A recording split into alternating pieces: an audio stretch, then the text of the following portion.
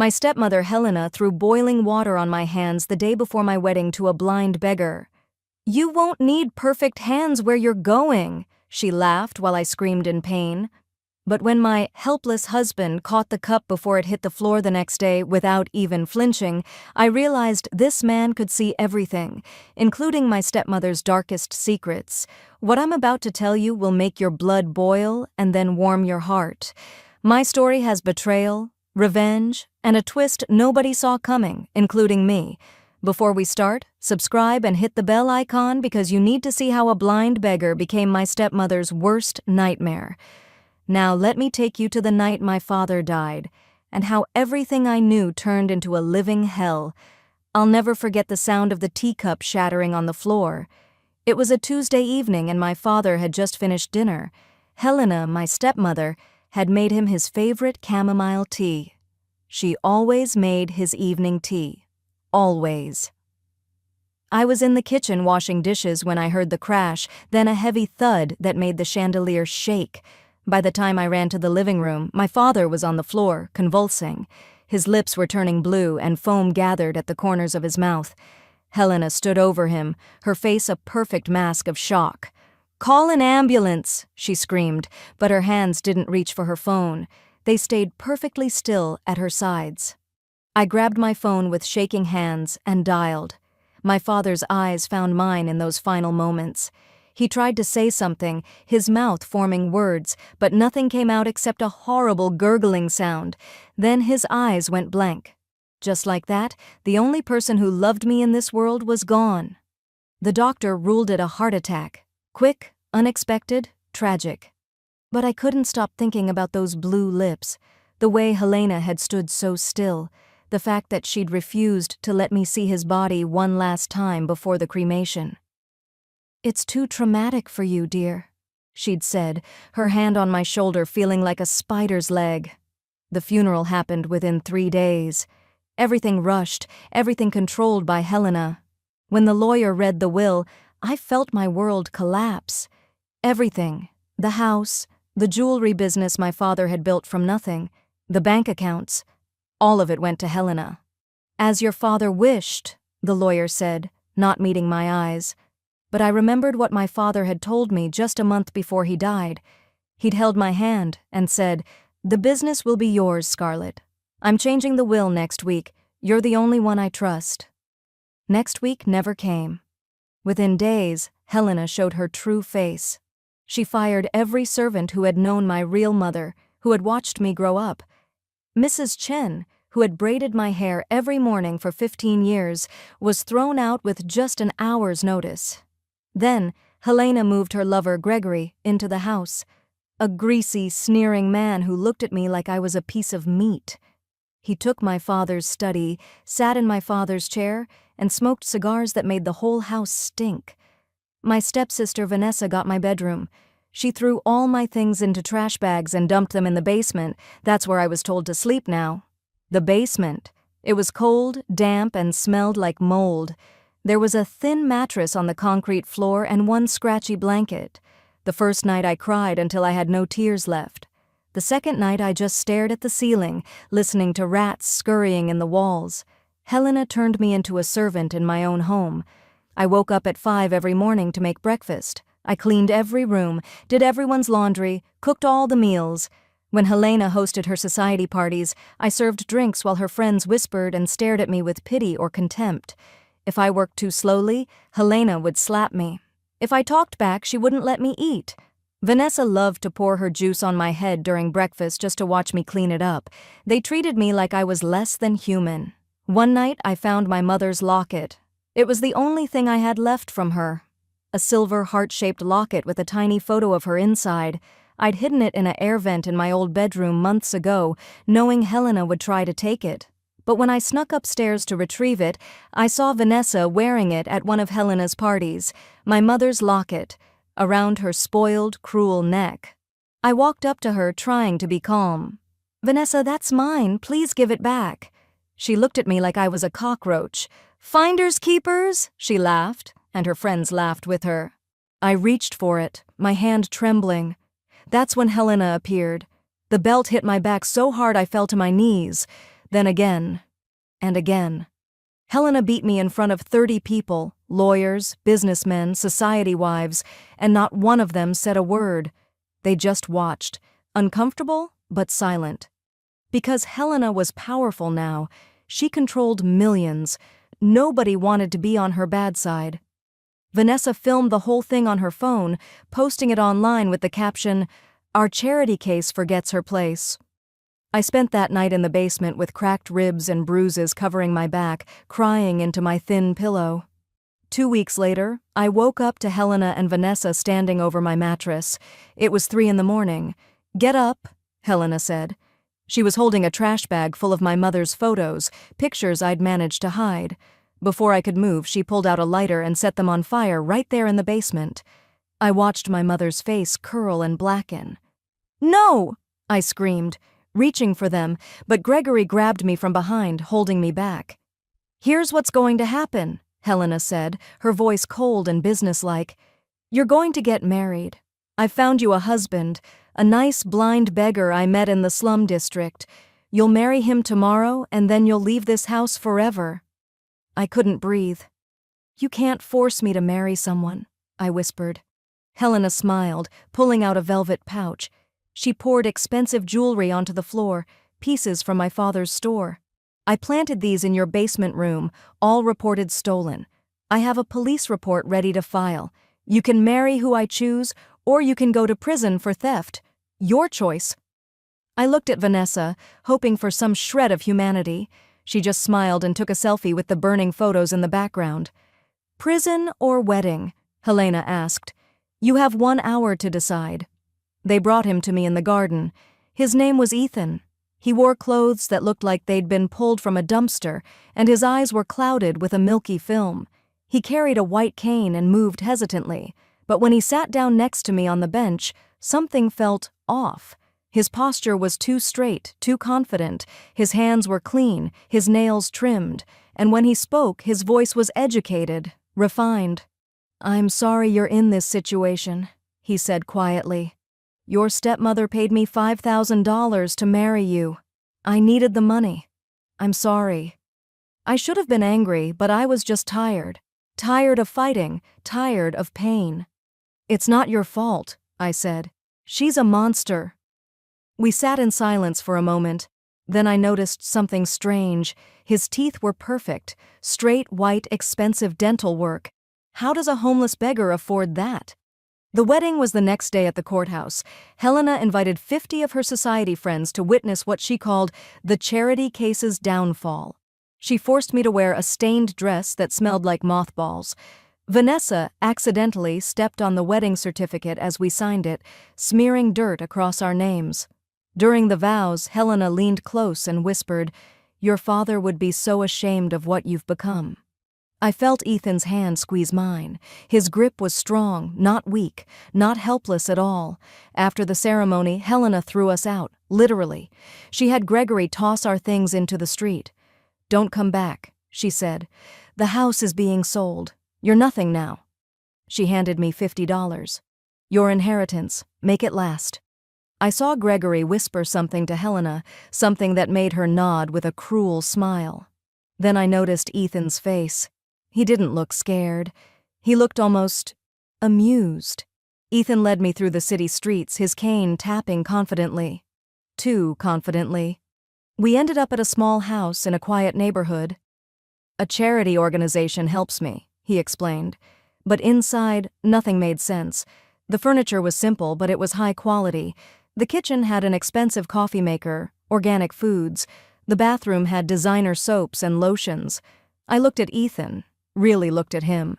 "How does a homeless man afford all this?" He smiled, still wearing his dark glasses. "I'm very lucky, I suppose." That night I couldn't sleep. I heard Ethan talking on the phone in the next room. His voice was different, authoritative, commanding. "Yes, proceed with the acquisition. Buy the company through the shell corporation. I don't want anyone knowing it's me yet." I pressed my ear to the wall. What kind of blind beggar talks about acquiring companies? Over the next few days I started testing him. I'd leave things in his path, a book, a shoe, and he'd step over them perfectly without his cane even touching them. Once I knocked a glass off the counter. Ethan's hand shot out and caught it midair, then he froze, realizing his mistake. "Good reflexes," I said carefully. "Thank you," he replied, but I saw sweat on his forehead. A luxury car started parking outside our house each evening. The driver wore an expensive suit and would bow slightly when Ethan came out. They'd talk in low voices, and I'd watch from the window. I checked Ethan's medicine cabinet and found eye drops labeled for severe glaucoma and blindness. I Googled the medication. It didn't exist. The label was fake. The final test came on day 5. I left my wallet balanced on the edge of the coffee table while Ethan was reading a braille book. I watched from the doorway as he walked past, reached out, and nudged the wallet back to safety, all without his cane detecting it first. He could see perfectly. Meanwhile, Helena was having problems. She couldn't sell the house because my marriage certificate created a legal complication. Scarlett's name was still on some documents. Her lawyer told her she needed my signature or an annulment, so she showed up at our door, fury in her eyes. "How much money are you hiding?" she demanded, looking around at the nice house. "I know you stole from me." Ethan, still playing his role, stood up slowly. "I don't know what you mean, ma'am. We have nothing." Helena stepped closer, her face twisted with rage. "I will destroy both of you. You'll regret the day you were born." After she left, I saw Ethan smile. It wasn't a kind smile. It was cold, calculated, dangerous. That night I confronted him. "You can see. I know you can. Who are you, really?" Ethan was quiet for a long moment. Then he removed his dark glasses. His eyes were clear, sharp, intelligent. They looked at me with an intensity that made my breath catch. "You're right," he said. "I'm not blind, and I'm not a beggar." He pulled out a folder from a locked drawer. Inside were photos. Helena with a small vial. Helena at my father's desk late at night. Helena meeting with a forger. "Your father was murdered," Ethan said quietly. "Poisoned. And Helena forged his will." I felt like the ground had disappeared beneath me. No, that's not possible. But even as I said it, I remembered the blue lips, the rushed funeral, Helena's strange calmness. "Why would you know this?" I asked. "Who are you?" Ethan sat down, his expression serious. "Give me 3 more days. Help me finish what I started and Helena will pay for everything, but she can't know I'm not blind yet. Can you trust me?" I wanted to run. I wanted to scream, but I looked at those photos and I thought about my father's last moments. 3 days, I whispered. "Then you tell me everything." Ethan called Helena the next morning. "Please," he said, his voice shaking perfectly. "Scarlett is very sick. We need money for medicine. Can you help us?" I heard Helena laugh on the other end. "Come to the house this afternoon. I'll help you." But I could hear the lie in her voice. This was a trap. When we arrived, the house was full of people. Helena's society friends, lawyers, business associates, and Gregory, standing in the corner with a bulge under his jacket that looked suspiciously like a weapon. Vanessa was there too, her phone out and recording. Helena sat in my father's chair like a queen on a throne. "I'm feeling generous today," she announced. "Sign these papers, Scarlett, and I'll give you $10,000 to disappear forever." I looked at the papers. They would sign away every right I had to my father's estate, his business, even his name. "No," I said. Helena's smile disappeared. "No?" She nodded to Gregory. He moved fast, grabbing my arm and twisting it behind my back. Pain shot through my shoulder. "Sign it," Helena hissed. When I refused again, she slapped me, then again, and again. The room was silent, except for the sound of skin hitting skin. Vanessa's phone captured everything, and I could see her grinning. "Stop!" Ethan's voice cut through the room. It wasn't the voice of a scared blind man anymore. It was commanding, powerful. "Let her go, now." Gregory laughed. "What are you going to do, blind man?" Ethan stood up slowly and reached for his dark glasses. The room seemed to hold its breath as he pulled them off. His eyes were clear, focused, and they looked directly at Helena with an expression that made her step back.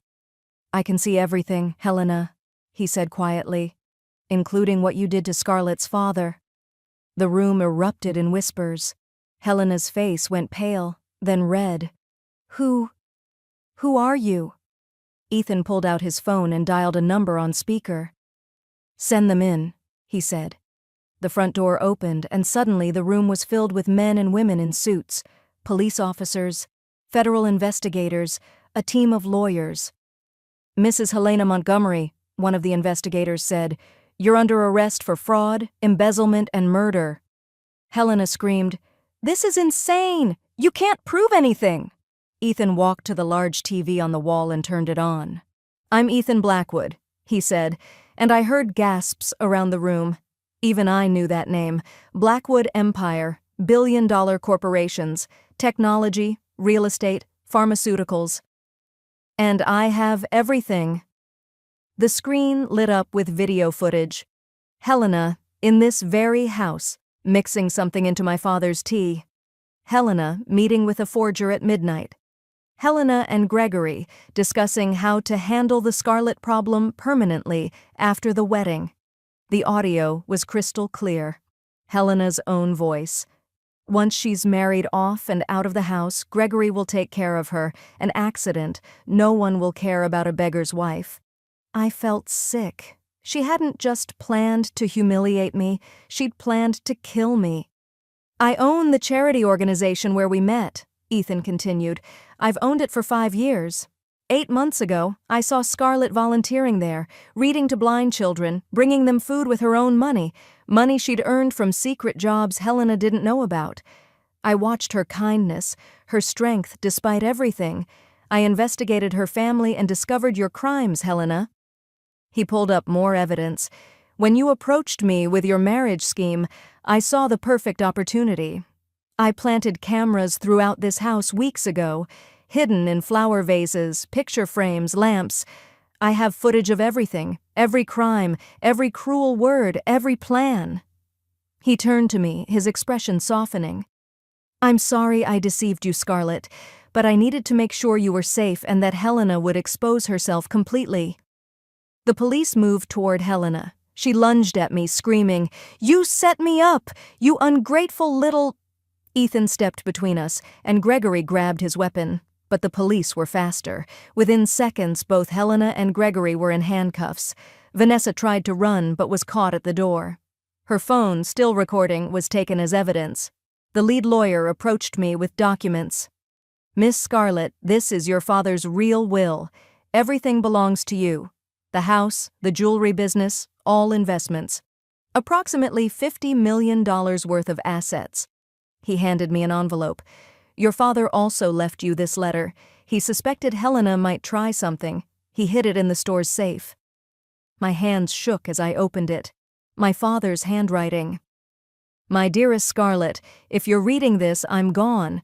I knew Helena was dangerous, but I thought I could protect you by staying alive. I was wrong. The truth is hidden in the jewels. Look in the Blue Diamond collection, piece number 7. I love you always. Trust yourself."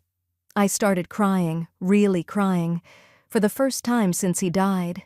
Helena was dragged away, screaming threats and curses. Vanessa went quietly, her face finally showing fear. Gregory was already discussing plea deals. The society friends who had watched me suffer, who had done nothing, now surrounded me with apologies and excuses. I ignored them all. Later, Ethan and I stood alone in the house. "I'll arrange for an annulment," he said quietly. "Our marriage was based on deception. You deserve better." He paused. "I should tell you, I'm engaged to someone else, a business arrangement made by our families years ago, but He stopped, looking away. "I fell in love with you, Scarlett, watching you volunteer, seeing how you treated me with kindness even when you thought I was a beggar. That wasn't part of the plan." I felt anger and confusion swirling inside me. "You used me. Even if it was to catch Helena, you still used me as part of your investigation." He nodded. "I did. And I'm sorry. I saved you, But I also manipulated you. I understand if you hate me." I looked at this man, this billionaire who had pretended to be blind, who had married me to trap a murderer, who claimed to love me. "I need time," I said. "I need to figure out who I am without Helena's shadow over me. Alone." He looked hurt but nodded. "I understand." I walked out of that house and didn't look back. 6 months later, I'd rebuilt my father's jewelry company into something even bigger. I found the Blue Diamond Collection, piece number 7, just like Father's letter said. Inside the setting was a microchip with evidence of all Helena's financial crimes. Father had been gathering proof before he died. With that evidence and the insurance money from Father's death, I launched a new line of ethical jewelry. Forbes magazine did a feature on me, From Abuse Victim to Empire Builder, Scarlett Montgomery's Incredible Rise. I was at a charity gala for abuse survivors, an event I'd organized when I saw him. Ethan, standing across the room, watching me. He walked over slowly. "You look happy," he said. "I am," I replied honestly. "I broke my engagement," he said quietly. "I couldn't marry someone I didn't love, and I've been funding your company's expansion, anonymously, through shell corporations." I smiled. "I know. I have very good investigators now, too." He looked surprised, then laughed. "Can we start over?" he asked. "Honestly this time? No lies, no games?" I looked at him for a long moment. "You'll have to earn it. No more deception. Ever." He nodded seriously. "I have the rest of my life to try. If you'll let me." I didn't answer right away. I made him wait, made him wonder. Because I'd learned something important over these 6 months. I didn't need saving. I didn't need a man, blind or otherwise, to make me whole. But maybe, just maybe, I could choose to let someone in. On my terms. I visited Helena once in prison. She'd been sentenced to 25 years for murder, fraud, and conspiracy. Vanessa was doing community service and had been completely canceled on social media. Gregory had been deported. Helena looked old now, broken. "You won," she said bitterly. "Are you happy now?" I thought about my question carefully. "No," I said finally, "but I'm free, and that's better than happy." I walked away and never looked back. My stepmother thought marrying me to a blind beggar would destroy me. Instead, she handed me to the one man powerful enough to destroy her. Helena took my father, my home, and almost my life. But she couldn't take my dignity. She never saw the truth. The weakest-looking person in the room can be the most dangerous. If this story proved that karma is real and justice is possible, smash that like button. Subscribe for more revenge stories that will shock you. Comment below "Justice served" if you think Helena got what she deserved. Share this with someone who needs to know their darkest hour comes before their dawn. I'm Scarlett Blackwood now, and I'll see you in the next story, where the underdog always wins.